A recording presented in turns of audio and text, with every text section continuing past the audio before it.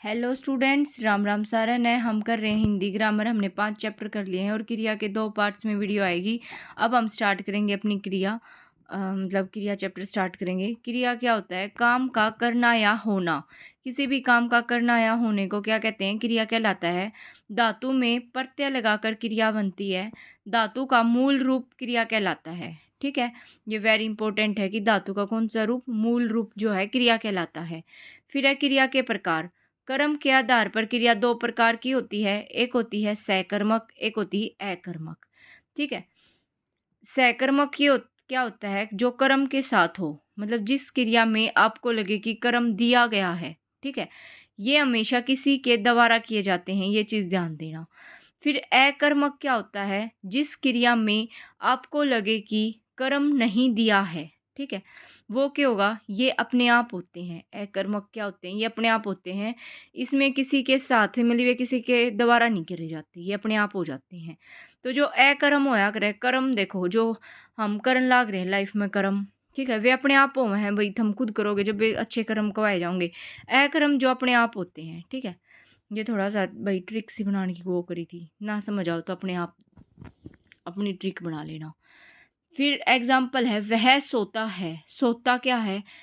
है मतलब कि ये क्या है? अकर्मक क्रिया है।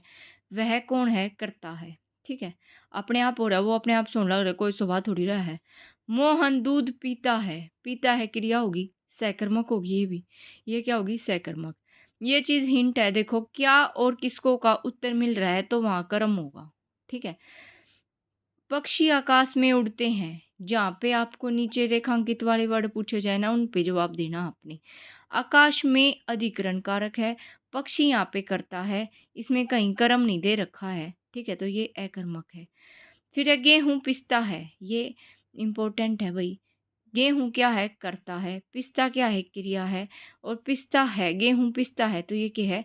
अकर्मक है। ठीक है, उसके बाद है उसके एग्जाम्पल्स में। ठीक है, देखो एक चीज़ ध्यान रखना, जो उड़ना होता है वो अकर्मक होता है। उड़ाता मतलब हम किसी न किसी की हेल्प से तो उड़ाओगे ना, कोई और ही उड़ाएगा तो वो क्या है? सकर्मक होता है। फिर वह पतंग उड़ाता है। वह कोई और उड़ा रहा है तो ये सकर्मक। फसल उगाई गई, ये सकर्मक। ठीक, फिर है फसल उग गई। अपने आप उगेगी, मतलब भाई बीज बाज बोओगे वो अलग बात है, पर फसल उगेगी तो अपने आप पकेगी। फसल अपने आप उगी है तो ये क्या होगी? अकर्मक। बूंद बूंद से घड़ा भरता है, तो बूंद बूंद तो वो अपने आप भरने लग रहा है, अकर्मक। उसने घड़ा भरा, ये किसी और के द्वारा किया गया है तो सकर्मक। जो काम खुद ब खुद होंगे वे अकर्मक होंगे। जो काम कोई और करता है सकर्मक होंगे। बस इन बातों का ध्यान रखियो, आप हर एग्जाम्पल का उत्तर दे सकते हो। राधा स्कूल जाती है तो ये अकर्मक है। स्कूल यहाँ पे अधिकरण मतलब स्थान के बारे में बता रहा है। राधा करता है और ये जाती है मतलब एक क्रिया है। निम्नलिखित में से कौन सा अकर्मक क्रिया का उदाहरण है? अकर्मक, पीना, सोना, रोना, दौड़ना। तो पीना क्या है? देखो पीना क्या है, मतलब क्या पीता है, क्वेश्चन आ गया ना। तो क्या के कारण क्या है? यो अकर्मक क्रिया है। ठीक है, फिर है सकर्मक क्रिया। 2 टाइप की होती है, एक होती है एकर्मक, एक होती है द्विक्रम।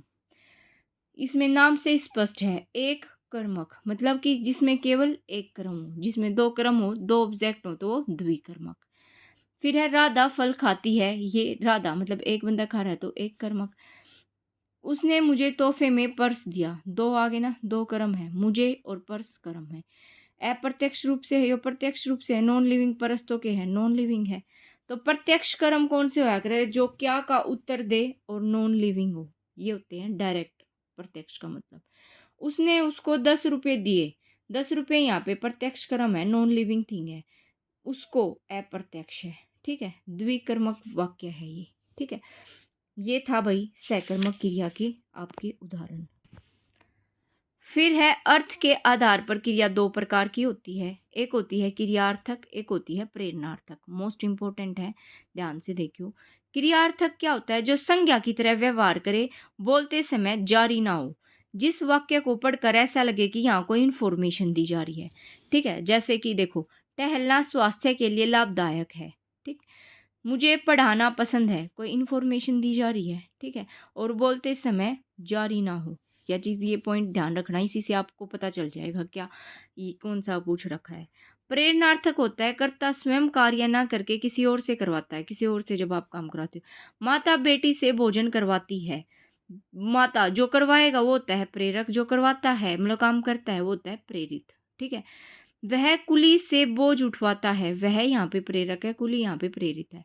अध्यापक बच्चों से पाठ पढ़वाता है, अध्यापक यहाँ प्रेरक है और बच्चों से क्या है, प्रेरित है, ठीक है। ये हो गया अर्थ के आधार पर। अब है क्रिया के अन्य भेद। जब देखो, एक है पूर्वकालिक क्रिया, पूर्व मतलब पहले वाला। देखो, जो पहले वाला कार्य हो, जब दो काम हो और उसमें जो पहले वाला कार्य हो वो होता है पूर्वकालिक, ठीक है। जैसे वह भोजन करके विद्यालय गया, भोजन पहला करा है तो भोजन करके क्या है, पूर्वकालिक। वह नहाकर सो गया, नहाकर क्या है, पूर्वकालिक। उसने एचटेट पास किया और उसकी नौकरी लग गई, तो एचटेट पास किया क्या है, पूर्वकालिक क्रिया है, मतलब जो काम पहला होया हो। फिर है तात्कालिक क्रिया। वह घर आते ही यहाँ का हिंट है, वह घर आते ही सो गया, वह उठते ही गिर गया, तो ये क्यों होंगे, तात्कालिक।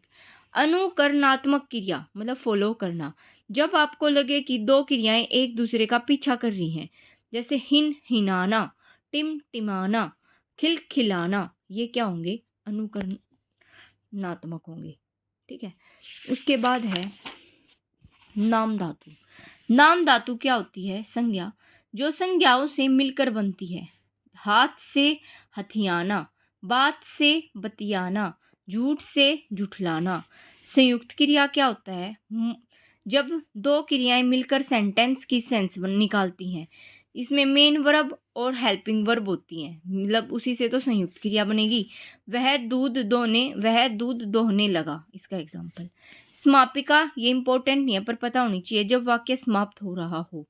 असमापिका, जब वाक्य के शुरू में या बीच में क्रिया आए उसे असमापिका क्रिया कहते हैं।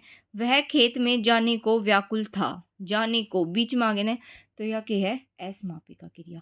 यहाँ पे क्रिया का पार्ट 1 कंप्लीट होता है। कल हम धातु के प्रकार करेंगे, ठीक है। कमेंट करके बताना आपको समझ आया नहीं आया। Like share subscribe, thank you so much.